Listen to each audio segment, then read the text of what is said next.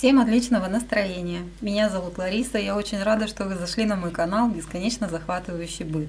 Быт сегодня будет касаться стежки свободно-ходовой. Вот такой страшненький блок положила сверху, чтобы просто показать вам, что я иногда делаю. Ну, как иногда. Это вот крайнее время происходит, потому что все что-то отваливается, закрывается. И очень обидно, что 2 года стараний, страданий и чего-то еще постепенно куда-то там сваливается. Но сейчас не об этом. Это блок под названием «Нервы бесконечно захватывающего быта». Его я делала просто вот когда нет настроения на что-то хорошее, берешь ткань, берешь нитки, садишься и вот здесь стала, и вот это все постепенно заполняла, и все как бы настроение улучшается. То есть это такой релакс. Остальное же все в другом качестве уже собирается. Я уже неоднократно показывала эти блоки. Это будет покрывало мое, которое, оно, конечно, медленно собирается, потому что я делаю еще другие проекты, и вы видите их на канале. Я не могу заниматься только покрывалом, потому что это будет, неинтересно, однообразно, поэтому дело идет потихонечку, вы все обо всем увидите. Сегодня же вопрос у меня возник, вернее, не вопрос, а тема такая. Вот часто вы мне говорите: Лариса, вы, наверное, педагог. Нет, я не педагог, но сегодня мне очень хочется поделиться с вами умной мыслью. Вот так она выглядит. Это схема нашей сегодняшней стежки. Вы, конечно, видите уже, вот проглядывает результат. Что я хочу подсказать вам, девочки, которые хотят научиться свободно ходовой стежке и какая-то у них неуверенность есть в себе, это очень простой способ. Здесь будет применяться стежка простая, обычными строчками. Мы сначала нарисуем контур, сеточку такую, да, а потом мы будем делать свободно ходовой стежкой такие лепесточки. Сейчас я вам в процессе все покажу и думаю, вы все поймете. Сначала подготавливаем для стежки блок. Для этого берем ткань, у меня это квадрат размером 33 на 33 сантиметра, скалываем его с синтепоном сотый и с панбондом. Скалываем все при помощи булавочек. Дальше, несмотря на то, что стежка будет простая, все-таки необходимо подготовить геометрическую вот эту разлиновку, чтобы правильно было все и выглядело аккуратно. Для этого я прямо по диагонали прокладываю маркером, который исчезает от водички, такие полосы. Их очень слабо будет видно на камере, скорее всего, но мне их будет видно, и мне этого достаточно. Просто 2 полоски. Все не надо разлиновывать. Не надо разлиновывать, потому что я буду использовать вот такую вот линейку направитель. Если она у вас есть, то замечательно. Если нет, тогда, наверное, вам придется все это разлиновать целиком. Нам нужно сделать правильное сечение клеточек. Что мы делаем сейчас? Сейчас мы идем на машинку и устанавливаем вот эту лапку и будем прокладывать прямые строчки. Линеечка направитель устанавливается очень просто. Расстояние между иголкой и вот этим вот сгибом линейки мы выбираем такое, какой мы хотим шаг у нашего квадратика. Допустим, я хочу 3 сантиметра, чтобы было сечение. И фиксирую эту линеечку на расстоянии 3 сантиметрах от иголки до вот этого сгиба. Теперь беру блок подготовленный. И теперь я по диагонали, по намеченным линиям, пока не ориентируясь никак на эту линеечку, буду прокладывать строчки по одной диагонали и по другой.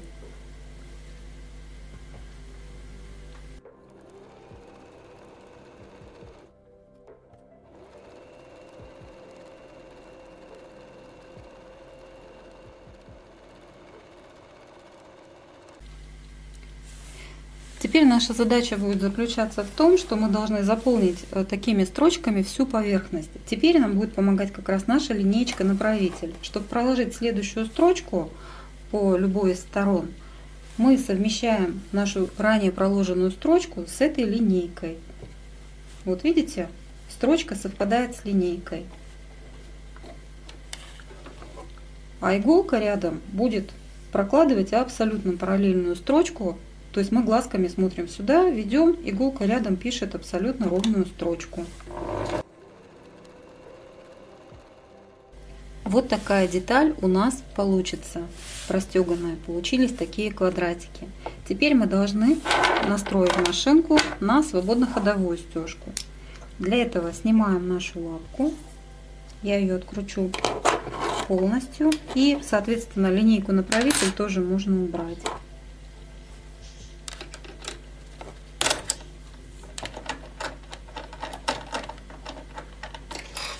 Убираем все это в сторону и устанавливаю. У меня вот такая вот лапка для стежки. Я ее очень люблю. С ней удобно работать. Хорошо видно под ней.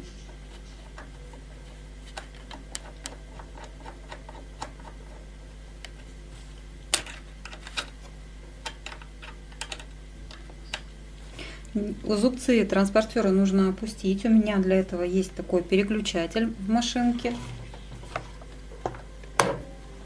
Вот они утонули. Дальше длина и ширина стежка устанавливаем на 0. У нас ничего двигаться не должно. Иголочка у меня стоит 90 номер. Нитки у меня стоят в челноке ХБ в цвет, в тон верхней нити, а верхняя нить полиэстер. Ну и все, сейчас будем делать свободно-ходовую стежку. Как мы будем ее делать? Мы будем делать ее по клеточкам. С края детали. Обычно мы стежку делаем с центра, здесь же будем делать с края детали. Опускаем нашу иглу прямо в вершину квадратика верхнего. Опускаем лапку и вытаскиваем нижнюю нить.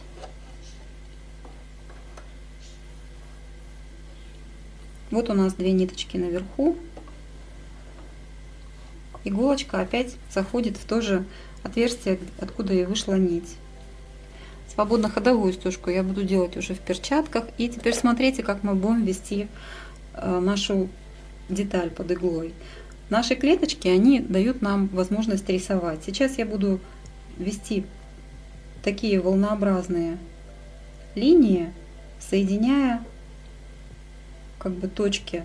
Понимаете, да? Такая вот сюда, это сюда, сюда, сюда. И так сверху вниз.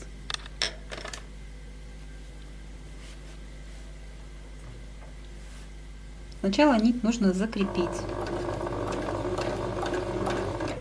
2 стежка вперед, 2 назад.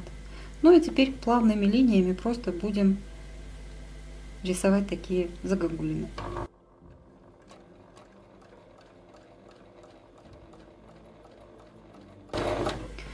Мы должны иголочкой прийти в центр следующего квадратика. То есть нарисовали петельку и вернулись.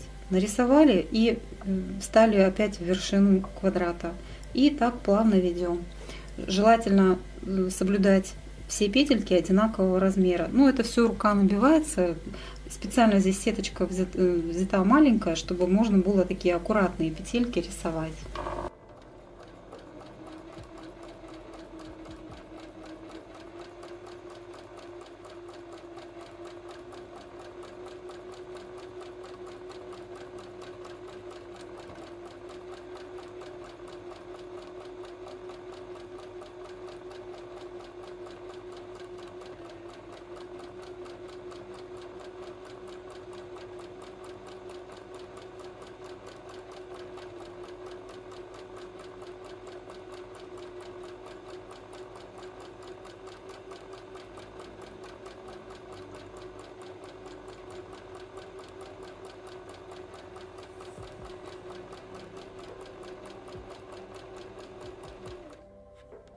Ну и здесь внизу аккуратненько тоже доходим все-таки до угла.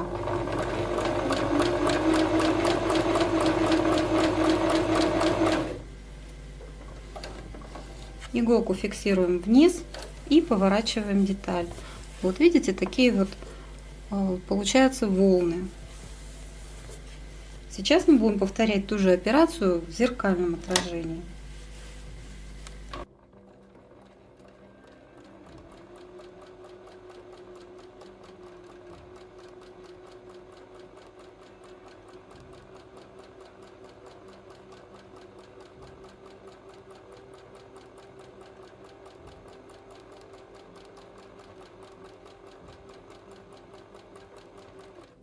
Скорость я здесь выбрала среднюю, чтобы и самой успевать, и вы, чтобы понимали, как идет процесс. Быстрее не нужно, потому что здесь все-таки сеточка мелкая, и как-то шевелить можно плавно. Главное научиться быстро, вернее, ездить медленно, быстро научимся всегда. Вот видите, прошлась такая у нас строчка. Теперь я по краешку, прям детали, аккуратненько пройду через одну полоску к следующей и сделаю такие же волны на этой полоске, минуя одну.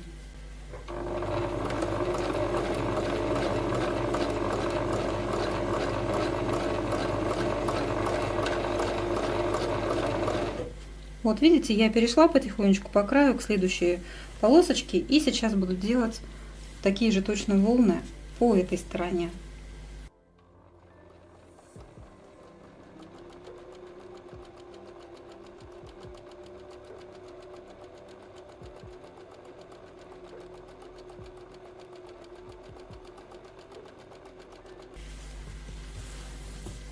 Вот я прошила всю поверхность и теперь опять возвращаюсь в верхушку детали и буду повторять эту же процедуру, но уже поперек. Также через одну полосочку буду делать такие же волнообразные линии. И у нас должны получиться такие маленькие цветочки.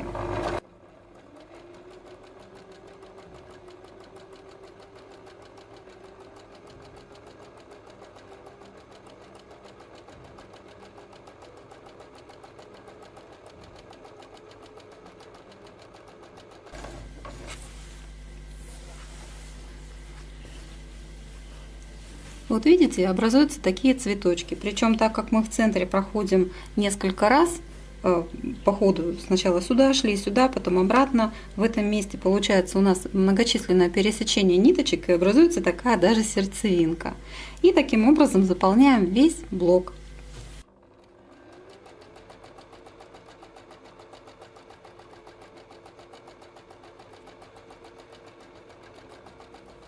Девочки, что я не сказала важное в процессе, вот когда показывала вам саму стежку, что когда мы сделали прямые строчки, мы должны на концах обрезать все остатки ниток, потому что когда мы начнем делать свободно-ходовую, чтобы они с изнанки у нас не попадали. Это я вам показываю изнанку, которая, да, то есть если мы что-то не отрежем, у нас все это будет путаться, нам это не нужно, поэтому перед свободно-ходовой стежкой края убираем все вот эти ниточки, чтобы они нам не мешали.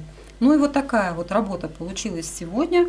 Блок тоже очень красивый. Если сделать сеточку помельче, здесь у меня шаг был 3 сантиметра, можно сделать даже, не знаю, по сантиметру рискнуть, да, например, чтобы совсем там промиллиметрить вот эту свободно-ходовую стежку и получить какие-то такие прям вензеля, и сделать такой блок, и из него сшить, например, какую-нибудь стеганую косметичку. Почему бы и нет? Хорошую ткань, какую-нибудь хорошую, с блеском нитки, и получится просто фантастически. Вот у меня ткань простая, но нитки с блеском. На камере плохо видно, но в реальности просто этот блеск, он дает такой определенный эффект. И вот такими вот спокойными, простыми упражнениями можно уже потом постепенно перейти, если вот не хватает сил сразу делать какие-то сложности, постепенно потом перейдете уже к такому. Причем по клеточкам очень интересно делать стежку, потому что, ну вот вы видите, здесь они расположены так, да, но мы же можем сделать их, допустим, в каждой, сделать погуще в каждой петельке, или наоборот составить какой-то рисунок там ромбом, чтобы эти цветочки расходились. То есть берете листочек, у меня вот такие, он сейчас, конечно, чистый, я на принтере просто распечатываю такую сетку и начинаешь придумывать какой-то рисунок, заполнять, да. Очень интересная творческая работа. Ну и опять же, можно отвлечься от каких-то, может быть, не очень хороших мыслей. Ну все, мои дорогие, на сегодня я вам показала то, что я хотела. Мне кажется, что вам это пригодится. Стежка очень простая, легкая. И из таких блоков тоже можно собрать великолепно. Даже детская покрывалка, очень легкий, нежный такой рисунок получается. И здорово все будет украшено. Я желаю всем вам легкого рукоделия, легкой стежки, чтобы ваша ниточка вот здесь вот началась и после всей стежки вот здесь только закончилась, не обрываясь. До следующего видео. С вами была Лариса.